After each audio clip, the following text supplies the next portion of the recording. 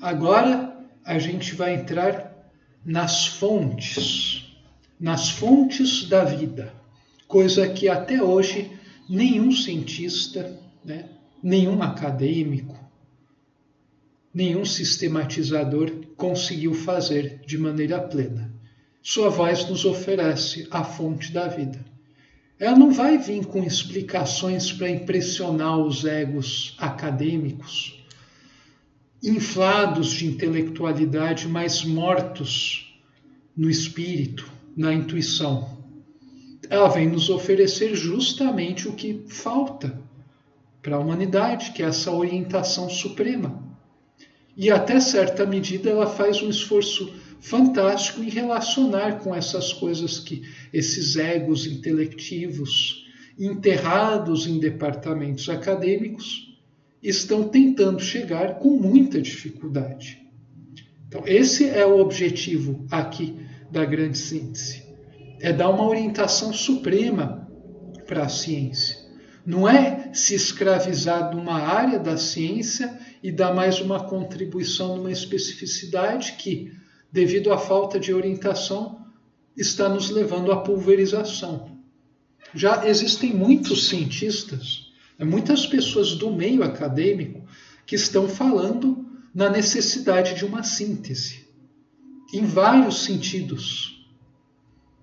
E é engraçado, né, que essas pessoas não conhecem esse livro, não conhecem a obra de Ubaldi. Às vezes, talvez tenha passado por alguns deles, só que bateu o olho e o cara não captou a coisa, que ele não deu a devida atenção, não viu com um olhar mais profundo a coisa. Então, às vezes, a oportunidade do cara realmente ter a visão e resolver os problemas passou diante dele e ele, por falta de sensibilidade, ele ignorou. E esse é o pior coisa, né? Essa é a grande armadilha na qual o pessoal da área da ciência está. Ela está tão embatumado em seus métodos, em sistematizações, eles estão tão viciados em sofisticar, em colocar um monte de equação, um monte de dado, fazer um monte de análise, fazer um monte de rebuscação, né, gramatical, usar um vocabulário tão inacessível para as pessoas, que eles acabaram se perdendo nisso, né, e perdendo até o foco. Muitos perderam o foco. Né? Parece que quanto mais difícil se fala, né, quanto mais ninguém entende, mais a coisa é digna de ser considerada pelos caciques da academia. E isso é um grande erro. Né? Você pode até chegar num ponto, né, para explicar algo profundo, você precisar elaborar algo que fuja ao alcance de muitas pessoas. Mas você tem que sempre, depois, de certa forma, sintetizar isso de alguma maneira. E você, né, eu acho que é preciso ter muito cuidado com essas coisas, porque, assim, no fundo, um dos motivos que não me levou a andar nessa área, né, seguir essa linha com toda a força, eu poderia ter feito isso, foi justamente eu senti que é uma rua sem saída do jeito que está. Quer dizer, eu estou fazendo minhas pesquisas, né, independentes, né, não é nem considerado como nada sério, né, tanto que você tenta se corresponder, ninguém quer nem saber, mas eu acho que é dessa maneira que vai funcionar a ciência do futuro, né? E tem gente que está apenas começando a perceber isso. Bom, chega de falatório e vamos para o que interessa. Nas fontes da vida, né, a gente vai... de onde vem, de fato? Qual é a origem da vida? Né? A gente precisa descobrir a fonte da vida. E a sua voz, por estar num plano elevado, vendo direto por intuição pura, ela capta direto a coisa, né? E ela vai buscar exprimir isso da melhor maneira possível para a gente aqui na nossa pobre, né, mentalidade racional. Então, veja, Quando a gente entra aqui, a gente está iniciando o estudo da fase alfa, grosso modo. Quando a gente fala em vida, a gente está começando a pôr um pezinho nessa fase alfa, que é a fase espírito. Então, não tem sentido, é impressionante, mas não tem sentido um cara se formar em biologia, estudar ciências da vida e não ter o espírito aí presente da coisa, né? Como um objeto, como um polo que vai estar animando a matéria, né? Para muito biólogo é absurdo falar sobre essa coisa, né? Porque a vida é somente uma reorganização, né, fortuita de uma coisa que não consegue se organizar, que é a matéria, né? E é muito triste isso, né? Porque os caras estão tratando uma coisa belíssima, estão tratando justamente a área deles, pega onde o espírito começa a tocar a matéria, né? Fecunda a matéria e começa um trabalho todo especial, e eles não se dão conta disso, né? É impressionante isso.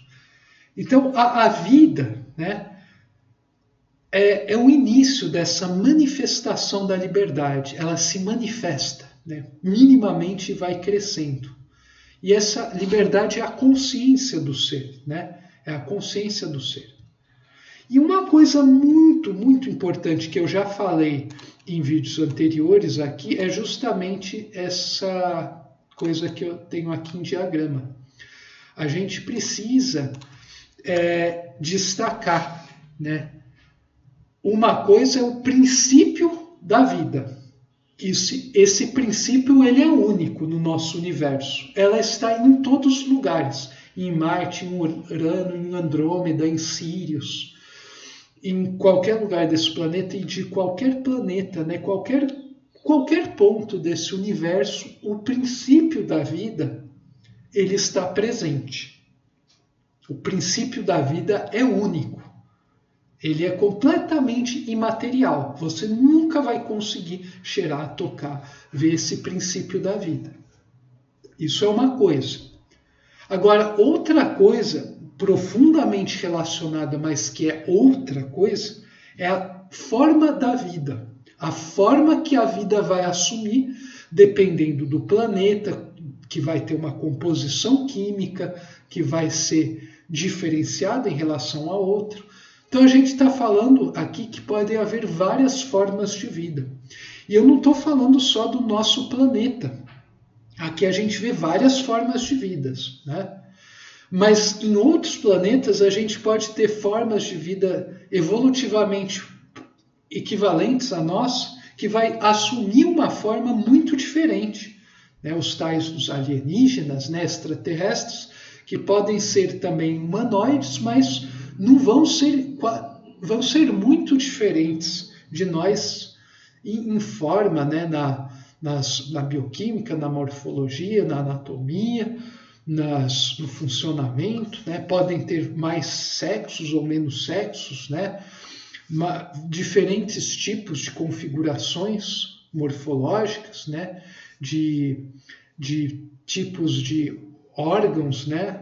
Posição, forma, funcionamento, composição, mas ainda vão ser seres vivos com inteligência equivalente.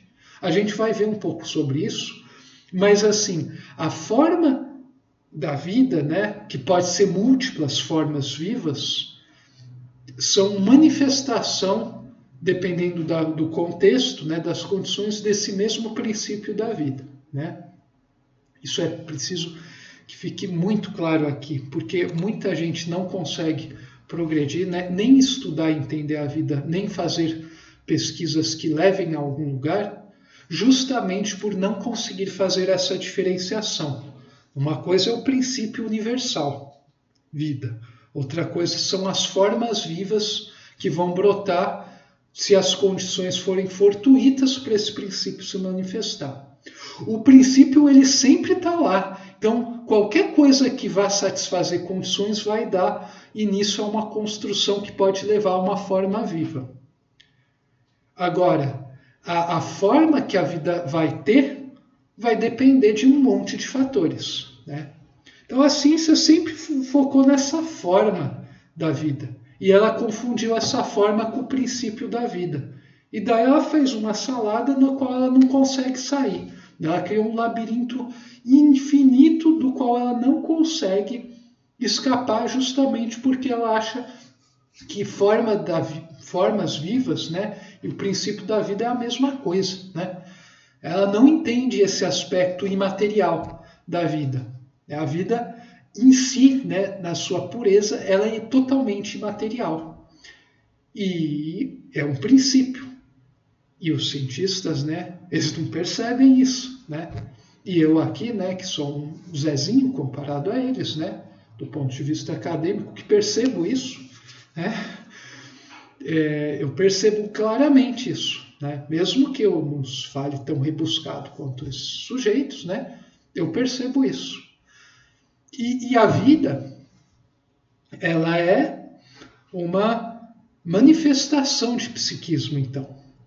A vida é uma manifestação de um psiquismo. Quer dizer, o polo extremo à matéria não é a biologia, as formas vivas. É o polo do alfa, o espírito, onde o psiquismo é a forma de atuação desse polo extremo, diametralmente oposto à gama, que é a alfa, que está atuando. A vida, né, as formas vivas, o campo da biologia, né, o reino, né, digamos assim, da biologia, é o campo de batalha onde o conflito entre gama e alfa é mais evidente. Eu diria dessa forma, né? A biologia, a vida, né, as formas vivas, né, seria o campo de batalha entre alfa e gama, né, entre o espírito e a matéria. Bom, com isso eu espero ter deixado a coisa um pouco mais clara aqui. Isso aqui foi uma breve introdução desse capítulo e a gente vai estar falando em algumas, bem por cima, sobre algumas coisas nos próximos slides. A gente se vê lá.